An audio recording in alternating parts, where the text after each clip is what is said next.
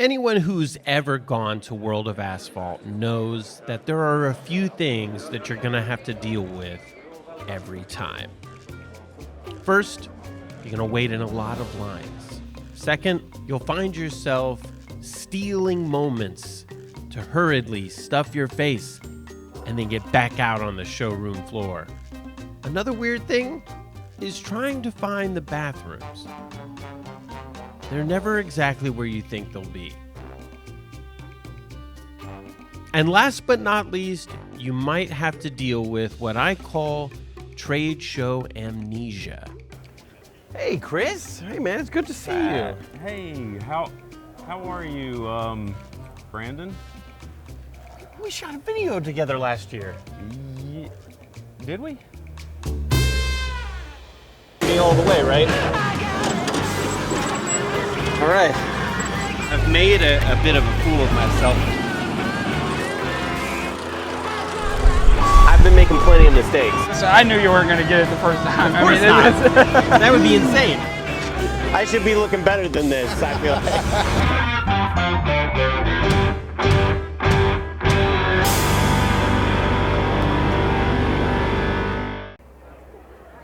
like. Well, here we are. World of Asphalt.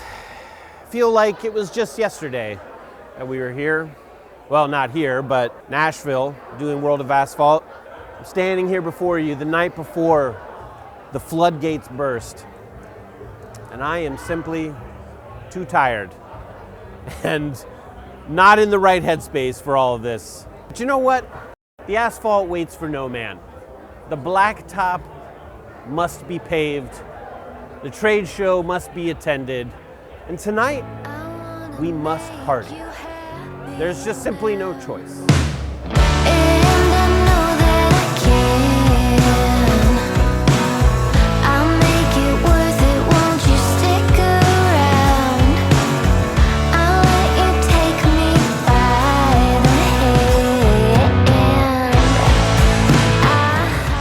Why do you have so many hats on your head? They started handing out hats. I got two of them. First one was this easy solution, put it facing forward. It felt perfectly balanced. Right? You had this, and now you've added this. I've now added a third hat to the collection. I'm not like Thanos. I'm not trying to snap a finger and be like, boom, I got all that. But I am looking for a fourth hat. Cut out what I'm about to cut out. Okay, we'll cut this part out. What All is right, it? I gotta be honest, this is probably one of the best nights of my life. This is so much fun, dude. Why do you want to cut that out? I don't know. I wanted to ask you a question. I've been thinking about it all day since we've been hanging out. All right. We've been hanging out since 4 o'clock. Yes, sir. It's almost 8:30. Yeah. You heard me say it, folks. I wasn't in the right headspace. And that began to really form something that I wanted to ask people about since everyone was together in St. Louis. Every chance I got to talk to contractors and other people within the industry, I had the same question for them. How are you taking care of yourself? How are you keeping the right mindset? And at the end of the day, how is that affecting your work, your business? But really, it was here in downtown St. Louis with Kenny that this idea really started to take shape. And it's where I decided that this is what I wanted this episode to be about. Here at the start of season 3 of No Edgelines, let's start digging a little deeper. And like how you handle them, how you weigh them out. On like a super personal level. Yeah, I mean, yeah, right. I feel that heat every day, man. Every freaking day. You know, it takes such intricate gears to be clicking in synchrony. Yeah. And it takes a lot of effort. And I feel like the guys that put respect on that idea about teamwork in our industry, that's what They're handling the stress better. They're handling the... they must be. They must be. They must be.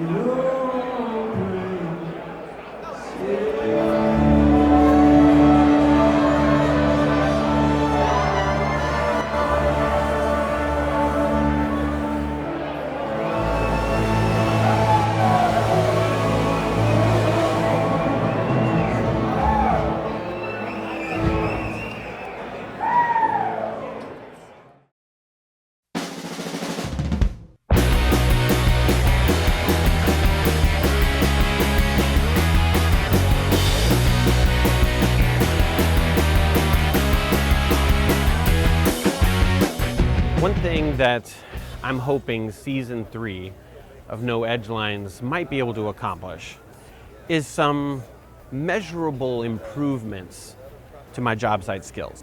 And that's a difficult thing to really accomplish when you're only out on a job site a few times a year, like me. I don't get that day-to-day kind of experience, but there is kind of a solution for that.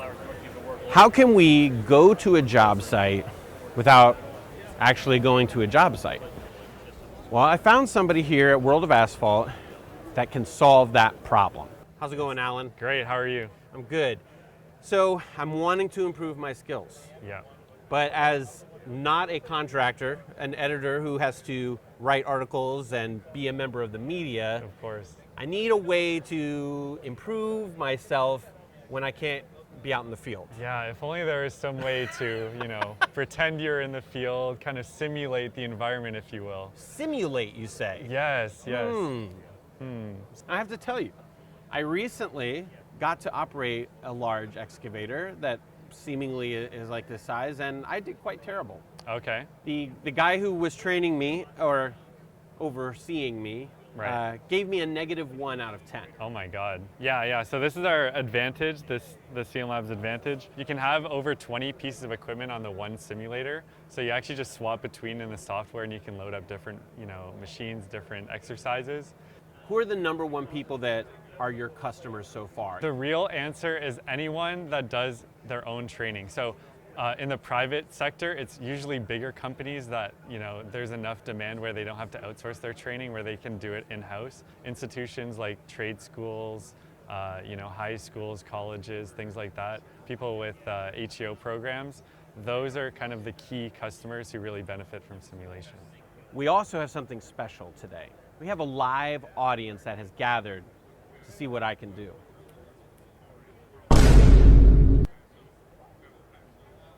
All right, that wasn't as exciting as I was hoping it would be. All right, Alan. All right. Let's get to business. I need to dig. What was it you said? A 6-foot trench? Yeah, you got it. A trench of a depth of 6 feet. So you got it. You're Okay, getting started. there we go.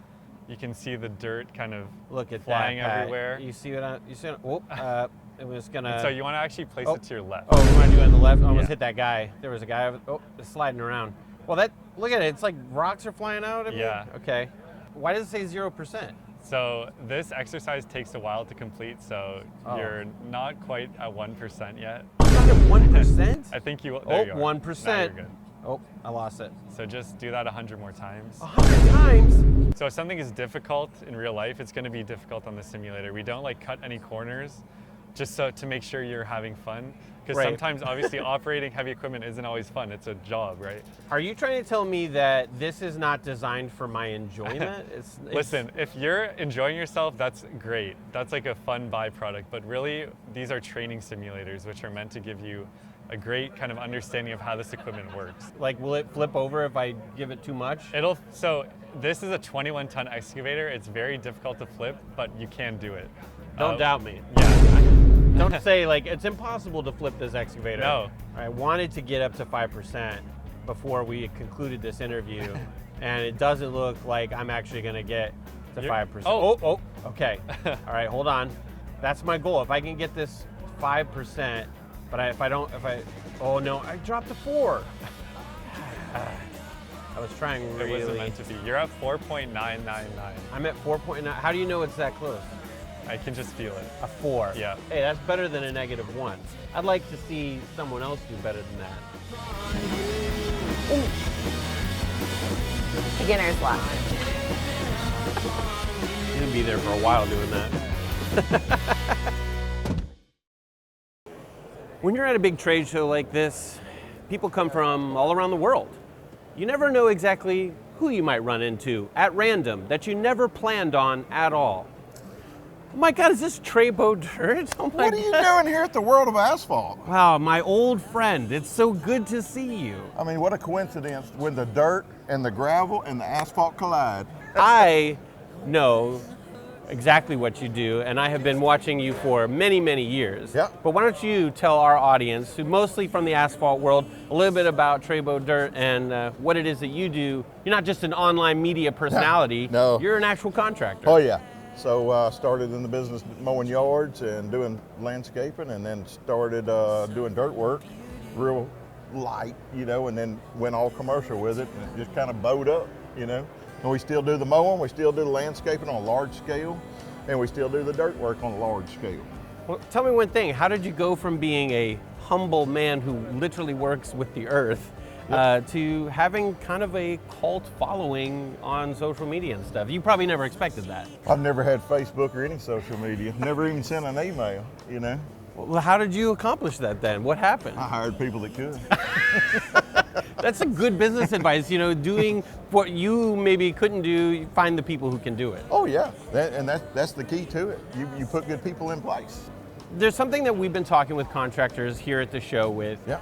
What are they doing to take care of themselves? Because they can't take care of their business. And take care of themselves.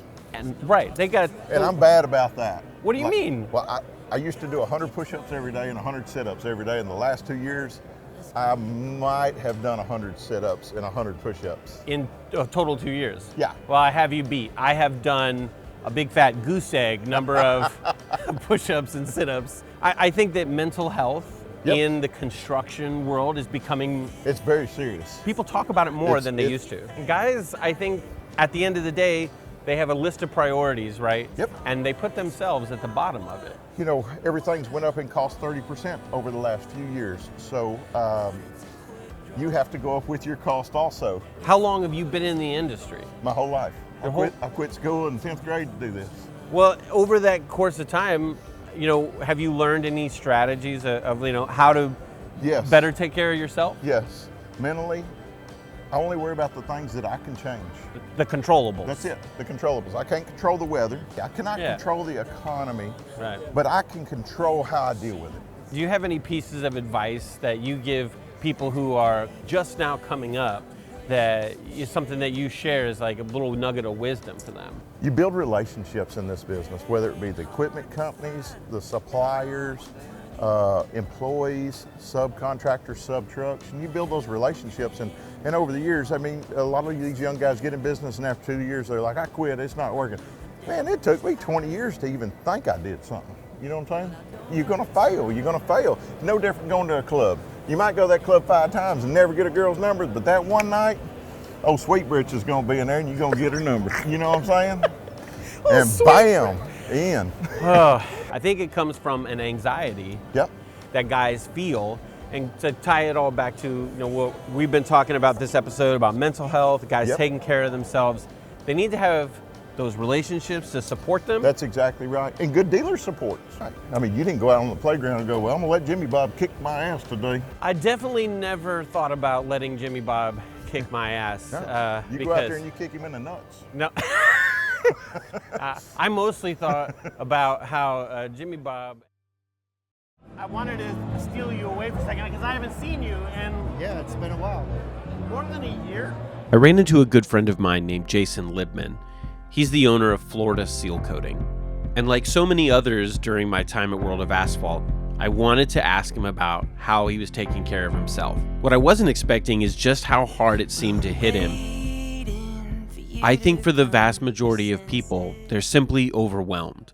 You going, you got guys to take care of, you got the business to take care of, family to take care of. How do you take care of yourself? That's a good question. Taking care of myself is always like the last thing that I do. I think in the last year, I've been working on taking care of myself first, so that way I can take care of people second. I think there's a lot of guys here that maybe need to start asking it and being like, how am I taking care of myself?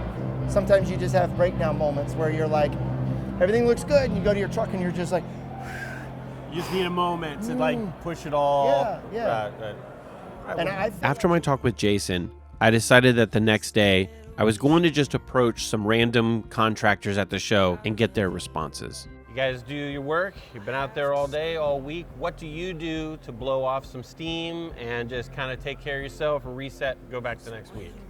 I go home and enjoy time with the wife and kids and just connect. Best thing to do.